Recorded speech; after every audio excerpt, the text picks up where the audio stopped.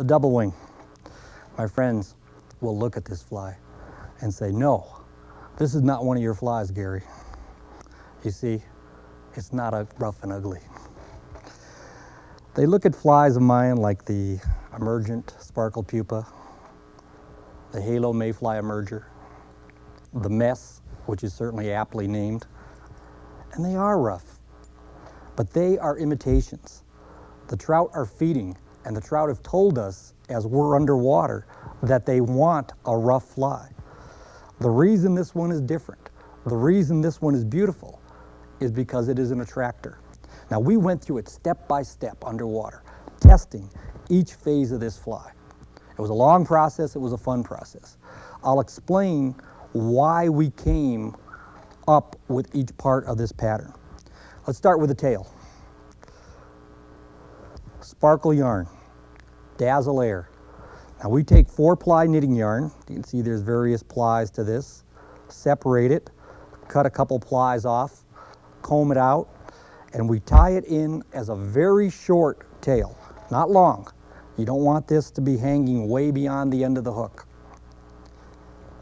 We are going to create a hot spot of color off the back end of this fly.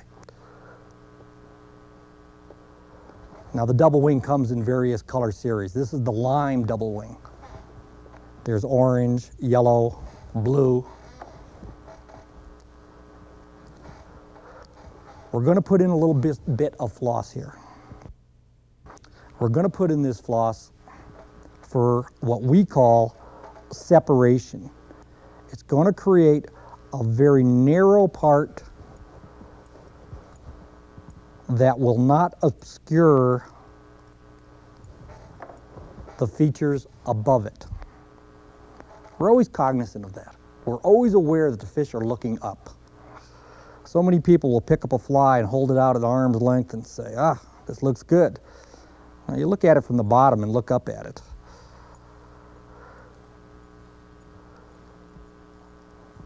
We like to use white floss. White is a good non-obstructive color, reflects a lot of light.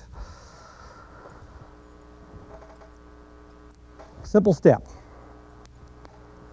The fly is called the double wing. Now there's the tail, there's a back wing, and there's a front wing. We're now going to put on the back wing. We use elk or deer hair. This happens to be a lime green. I already have it stacked. Want it fairly neat. Very important. Do not lay this way beyond the end of that yarn. Have the tips barely come beyond the edge of the yarn. Now, of course, it will flare when you go ahead and tie it down, and you want it to do that a little bit. I always like to take the stubs and run through them. I like to get them very strong on that hook shank so they won't roll around, so I won't lose my back wing. Cut those stubs flush. We're just going to cover those up. And we now have 2 layers of color. Attraction. You have different characteristics on a fly. You have color.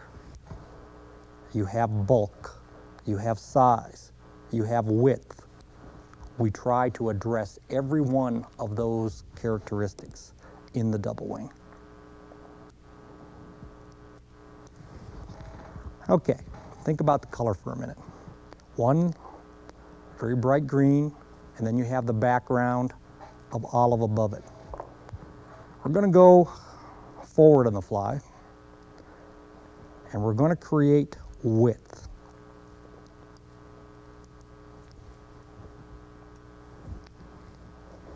Tie in a pommered hackle. This is a grizzly dyed olive. Leave that there for a moment. We will dub a rough, thick body. Going to use a touch method of dubbing. Now for the touch method, I chop up sparkle yarn at about 1/8 inch. Then I toss it into a blender And I come with a very fine bit of dubbing that I can hold and just touch to the tacky wax. It creates a fuzzy body that allows each filament to stand out and remain bright. Wrap the body. Now we have the brightness again of the Antron. Now we're getting a little bit of bulk because it can be a fairly thick body as we wrap it forward. At this point, wrap the hackle. Why did fish respond to each aspect? Why did they want a fly that had some aspect of width to it? We don't know. We really don't. We can speculate. We can say that this buzz of hackle standing out to the side creates an impression of enough food, of enough calories for the fish to make a commitment to rise. All we know is that it happened. Now I take that buzz hackle and I clip it flat on the top, and then, because I don't want to obscure the color of the body, we clip it flat on the bottom. And what we are left with, not a thick, not a brushy hackle out to the side, just the hint of width that lays out on the water.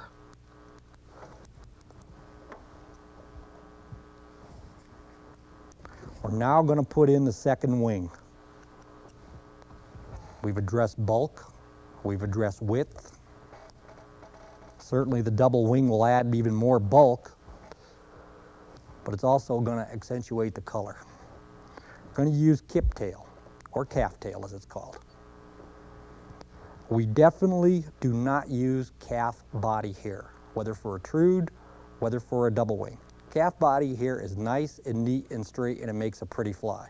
Unfortunately, it holds a lot of water and doesn't help the fly float. The kip tail, because it's crinkled, will throw that water off. So don't go for beauty all the time. Already have the hair stacked.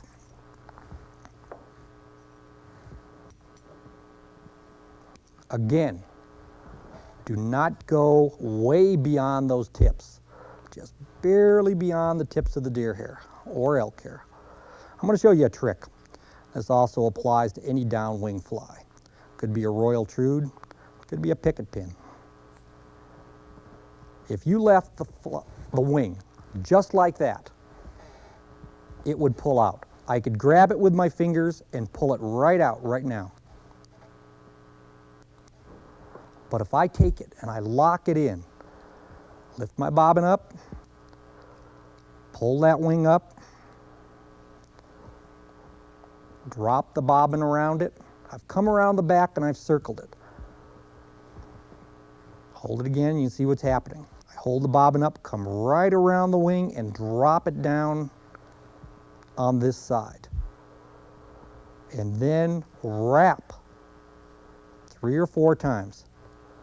It is now locked in there. I could take a pair of pliers and I could not pull that wing out.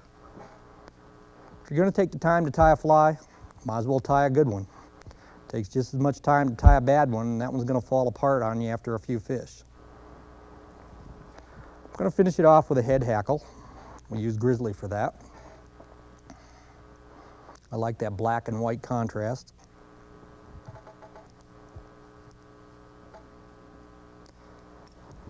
We have what I call a salvation fly.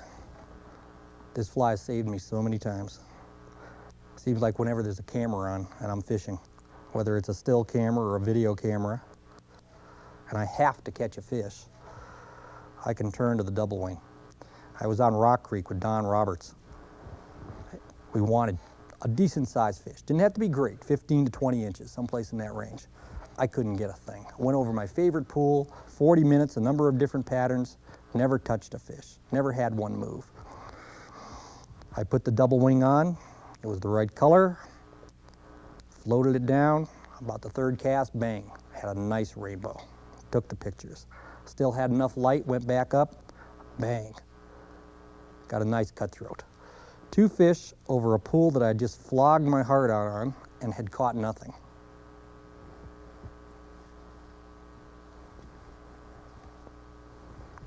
I want to explain something about this fly, and I can explain it better once I take it out of the vise. So I'm going to go ahead and whip finish it here. I want to explain the hot spot of color, because if we're going to have to define why this fly is different, I think it becomes evident in the name once you look at it from the bottom. I find myself using the pattern more and more. Rough water fly, definitely. Pull fish up, definitely.